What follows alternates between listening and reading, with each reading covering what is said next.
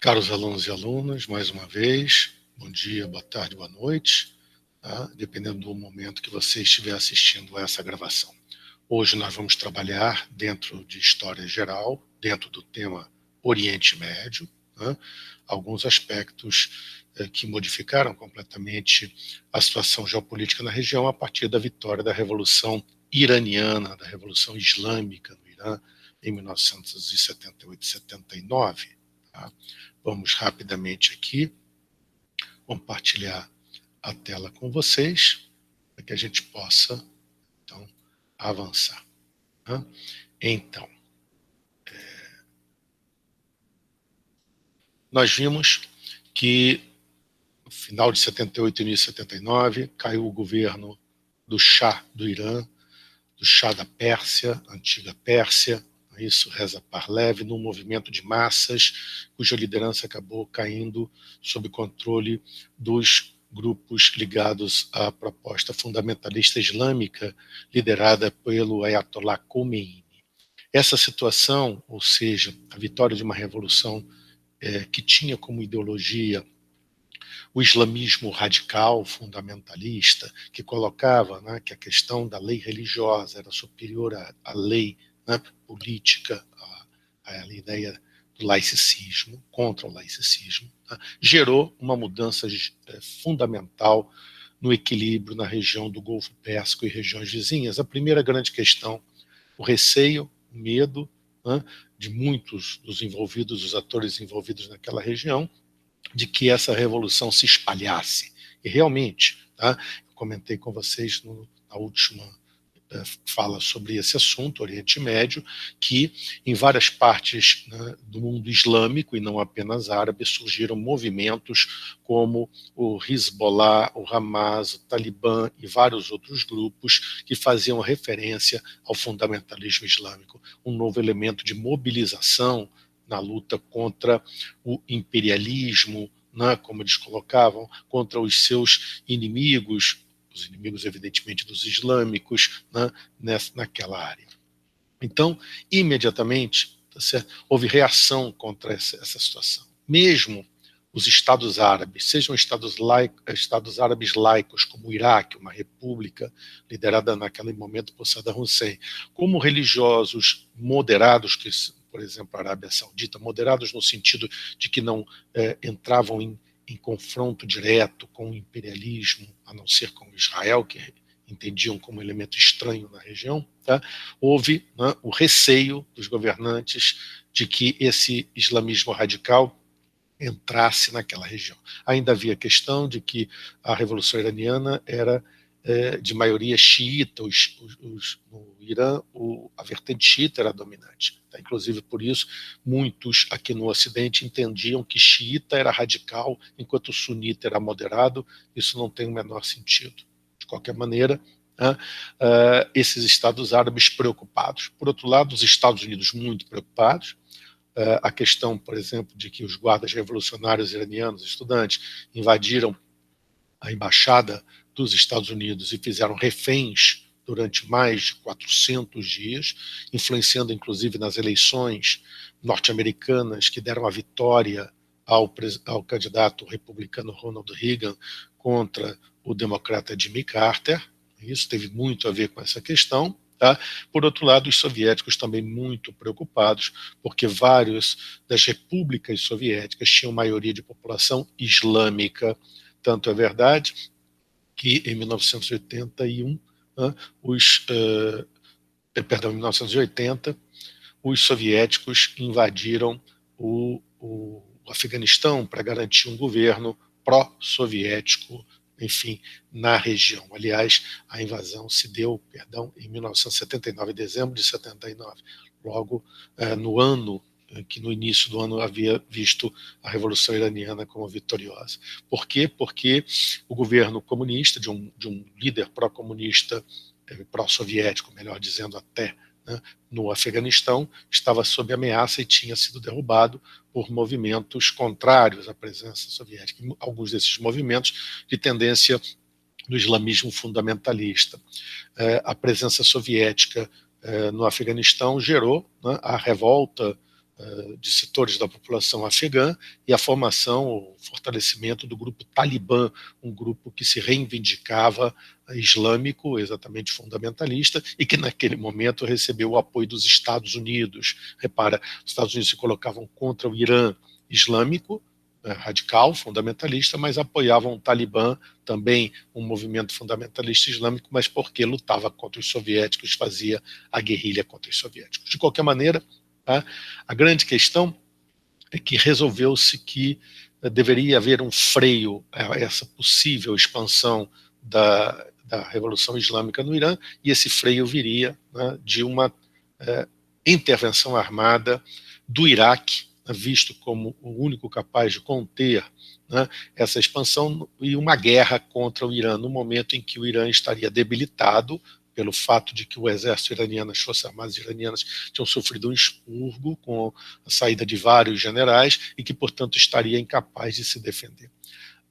O Iraque, né, inicia uma guerra com o Irã, com propostas, inclusive territoriais, financiado com apoio direto ou indireto norte-americano, perdão, indireto dos dois, norte-americano e soviético, mas a ofensiva militar iraquiana fracassou. Tá? O Irã fez uma tática de guerra que usava, né, esse aspecto ideológico do islamismo radical na luta contra os iraquianos. A guerra chegou a um impasse muito rapidamente, a partir de 1981, 82 já um impasse, ora o avanço de um exército, ora do outro, guerra de trincheira, utilização inclusive de arma química por parte do governo iraquiano, mas depois de praticamente 8 anos de guerra houve um cessar-fogo e em 1990 houve, então, a paz estabelecida.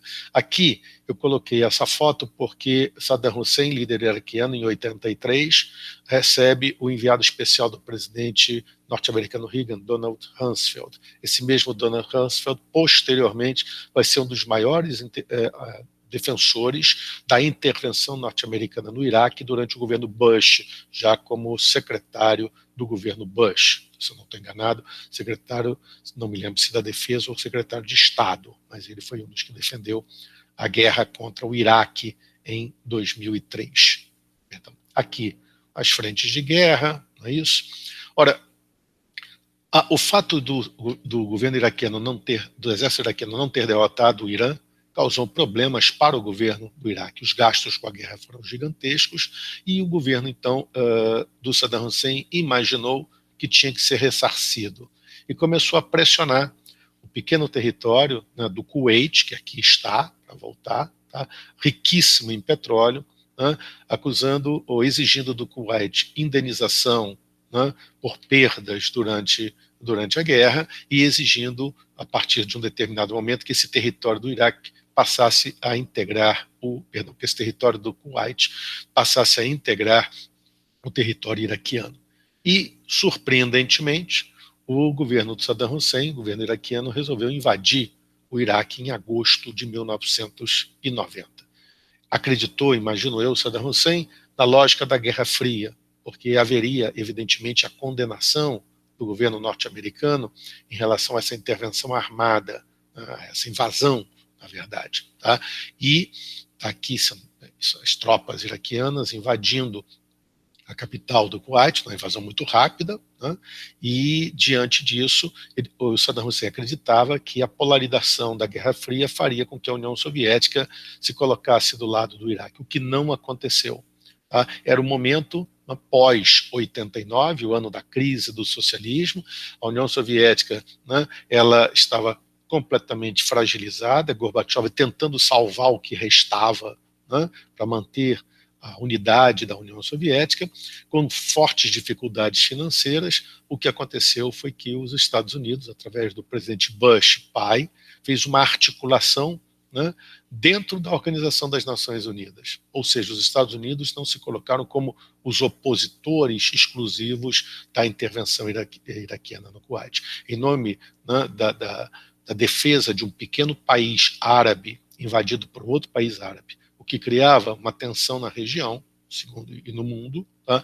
O governo dos Estados Unidos articulou, então, essa coalizão internacional que recebeu o apoio da União Soviética e da maioria dos estados árabes, da própria Arábia Saudita, porque, vamos olhar aqui, tá? Essa coalizão internacional, esses países em azul foram os que efetivamente entraram, né, na coalizão. Reparem que o Brasil ficou neutro, tudo bem? E foram concentradas tropas, então, na Arábia Saudita, tá certo? O Golfo Pérsico, né, foi ocupado por navios militares da coalizão para preparar um ataque contra contra as tropas iraquianas que ocupavam o Kuwait. Somente um país não foi convidado a fazer parte dessa coalizão, que foi Israel. E a lógica é, se Israel adere a essa coalizão, os países árabes sairiam dela. Perfeito? Por quê? Porque todos os estados árabes, mesmo os moderados como a Arábia Saudita, essencial para a questão do projeto da intervenção contra o Kuwait, perdão, contra o Iraque, não é isso? Israel era inimigo de todos os estados árabes. Nesse sentido, tá, Israel vai ficar de fora e o governo norte-americano vai pressionar o governo israelense a não reagir contra ações que o Iraque faria, com certeza, e fez, né, contra o território israelense, inclusive mandando mísseis contra o território israelense. Israel não reagiu e não entrou no conflito. A OLP, Organização para a Libertação da Palestina, apoiou o Iraque na tentativa, né, de receber algum ganho caso, né, a posição iraquiana se fortalecesse. Saddam Hussein quer aparecer como líder dos árabes, do mundo árabe contra o imperialismo, né, não consegue, tá, e a Operação Tempestade no Deserto, em questão de pouquíssimos dias, as tropas da coalizão, basicamente norte-americanas, derrotaram o Iraque, libertaram o Kuwait do domínio iraquiano, mas não derrubaram o governo Saddam Hussein. Não fizeram, né, a derrubada do governo. Acreditavam que a derrota na guerra levaria, né, as elites e a população iraquiana a tirarem o governante, o que não aconteceu. Perfeito? Que a Operação Tempestade no Deserto, que foi o nome dado, né, a essa ação da coalizão, e particularmente das tropas norte-americanas.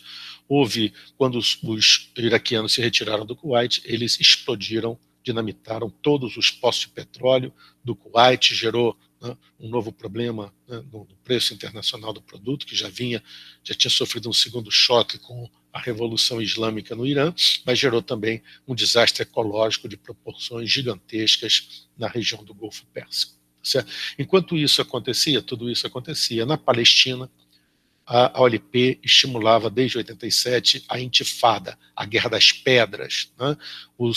São jovens palestinos que nasceram nos campos, que viveram a vida toda nos campos de refugiados, desde a Guerra de 67, tudo bem?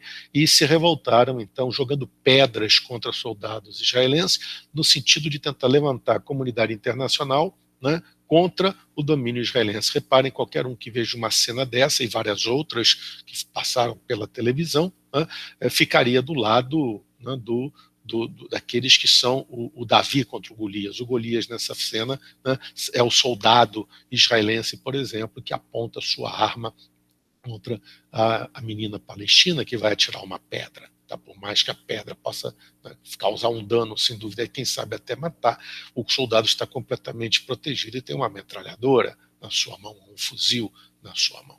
Né? Então era uma questão muito mais para a opinião pública.